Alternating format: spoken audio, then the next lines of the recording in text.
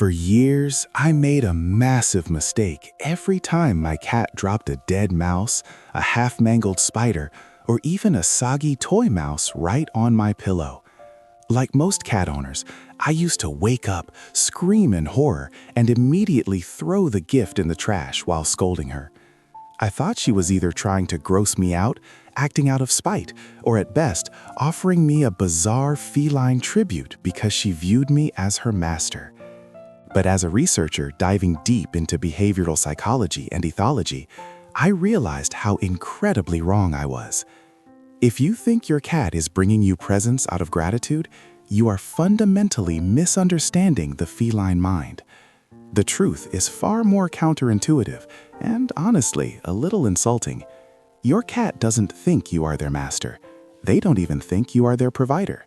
According to the latest scientific consensus in feline ethology, your cat brings you these things for one highly specific reason. They think you are a dangerously incompetent, overgrown kitten who is a spectacularly bad hunter, and they are terrified you are going to starve to death.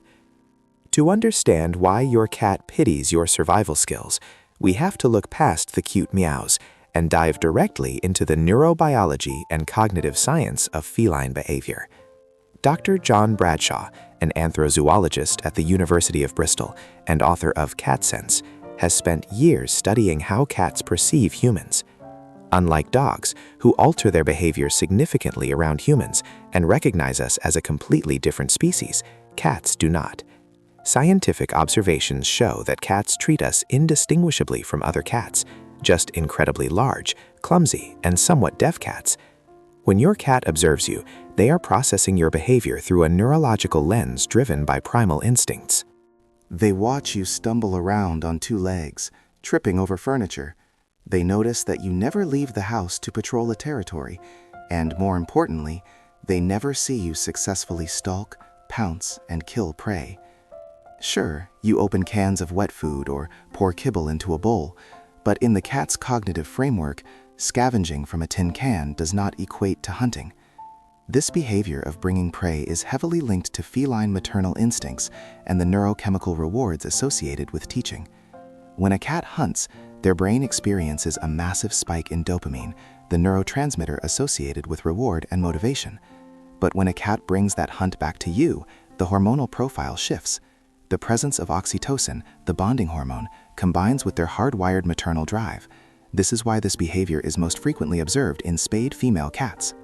Robbed of the biological ability to have their own litters, their powerful maternal instincts, and the urge to teach the next generation how to survive, are violently redirected onto the most helpless creature in their environment, you.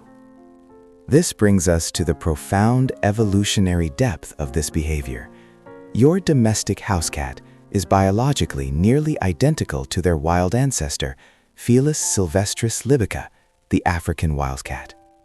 In the harsh, unforgiving environment of the desert, energy conservation is a matter of life and death, and successful hunting is the only metric of survival.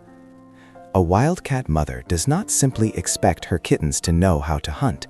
She employs a highly structured, evolutionary teaching curriculum.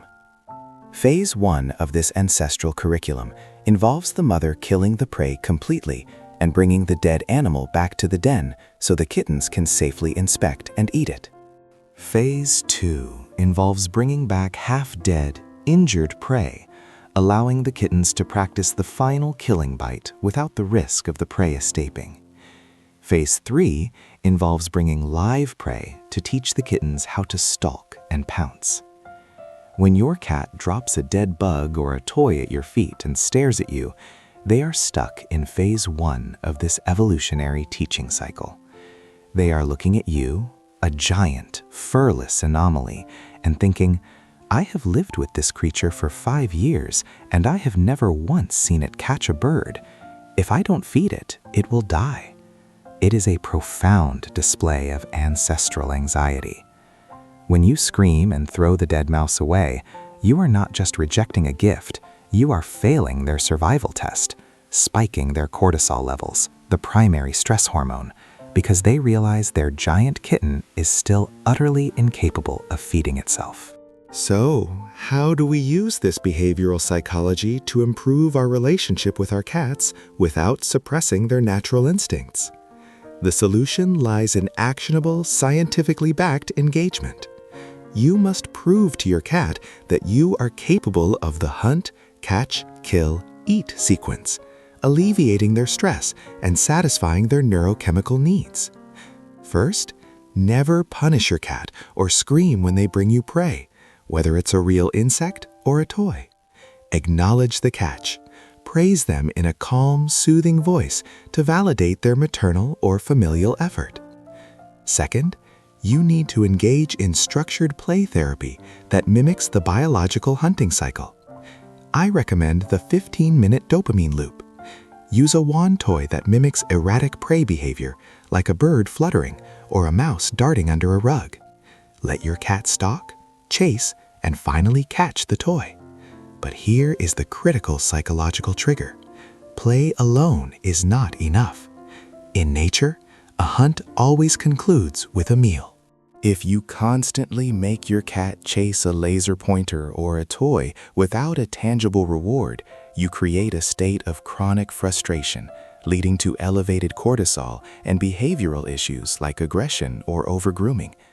To close the loop, the exact second your cat successfully kills the wand toy at the end of the play session, immediately provide them with a high-protein treat or their main meal. This transitions their brain from the high dopamine arousal of the hunt into a spike of serotonin, the neurochemical responsible for satisfaction, relaxation, and contentment. By participating in this sequence, you are actively showing your cat that you understand the rhythm of survival. You become a collaborative hunter in their eyes. When I finally understood this, everything changed. I stopped seeing a dead cockroach on the floor as a disgusting nuisance. Instead, I saw it through the lens of a tiny, fierce predator who was tapping into thousands of years of desert evolution, taking time out of her day and expending her precious biological energy to ensure that I didn't starve. Your cat thinks you are a terrible hunter, yes, but they also love you enough to not let you fail. In a world where wild instincts tell them to only look out for themselves, your cat chooses to look out for you. That little toy dropped at your feet isn't just a piece of felt. It is the ultimate feline expression of familial responsibility, trust, and deep, unconditional love.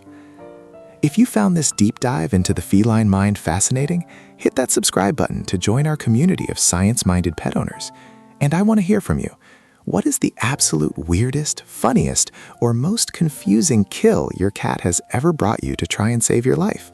Let me know in the comments below, and I'll see you in the next video.